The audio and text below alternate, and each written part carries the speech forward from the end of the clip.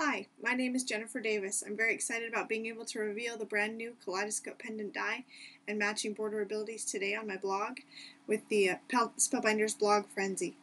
These dies are available to order starting June 30th and they are absolutely amazing. The project I'm going to share with you today has a fun, edgy style to it. I've definitely been drawn to bright colors and trendy accents lately, and this card shows it. The inside of the card has a pop-up accent with a sentiment. You'll see how completely easy this pop-up is to make with the die templates. It's really cool. To keep from absolutely boring you through this process, I've sliced this video in lots of spots and I've chosen to speed it up in a few places. Welcome to a whirlwind tutorial on this fun pop-up card. I hope you enjoy it. Before gathering any paper supplies for this project, I went to my computer first. The image you're seeing here is the result of digitally designing a graphic to specifically coordinate with the Kaleidoscope pendant die. The digital process is one that I'd love to get into, but it's outside of the scope of what I want to share with you in this tutorial. The bottom line here is that I've digitally embellished my shape, and now I'm printing it and cutting it and embossing it with the Wizard and my brand new beautiful die templates. So here I have the printed shapes that I designed. In order to be able to line these up with my new Kaleidoscope die, I put a black outline around the shape that matches the die so that I can line it up really easily.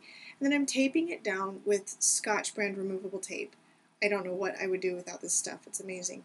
Usually tape it on the outside so that it doesn't peel off any ink or mess up anything that's important on the inside. I won't bore you with the cutting and embossing. I'll cut the video here and we'll skip straight to the fabulous result of this beautiful and easily embellished pendant Kaleidoscope die. So the next thing we're doing is taking a couple of 4x5 pieces of white cardstock and we're going to emboss these with the Impressibilities Flowers template. And after we emboss them, we're going to leave them in the template and not take it off. We're going to use the template as a mask. And we're using our Copic airbrush system to give color to this template.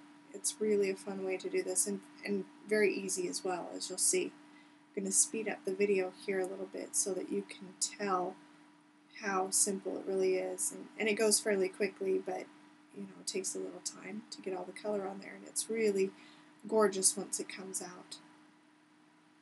So you can see that it's really cool.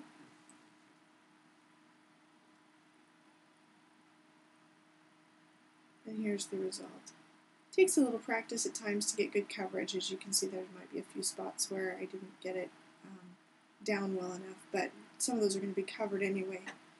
So what we're doing here is I've taken this and trimmed it to 2.5 inches wide. I'm using one of the square templates to just trim the bottom, kind of as like a fancy ribbon border. And I'm going to go ahead and emboss this also, just to give it that nice finished edge, as you can see here. And then what I'm going to do is take two of these and attach them together. Here, as you can see, the seam will not show in the final card because the pendant will be covering it, but I wanted it to be a little bit longer than you would be able to normally emboss with the Impressibilities. And now what I'm doing is I'm taking a black ink pad and just carefully going around the edges, not getting too much ink around, but I want to give it a nice anchored, finished look, and kind of a little bit of a grungy look, but not too much, obviously, or I would be slathering it on a little bit more generously. Just want to get a good little edge on that. Here what we're doing is the next step is creating the black background that goes over our teal colored card. The first part of this is to cut a piece of scratch paper in the Unicase mosaic die that I've got here. I've just cut it, and what I'm going to do now is reverse stencil with acrylic paint. The acrylic paint is going to be transferred onto our black background, but first we have to get it onto the die. And the reason I've got the piece of scratch paper in there is because I don't want the letters that are in this die to be reverse stenciled. I just want the cut lines and the outer edge.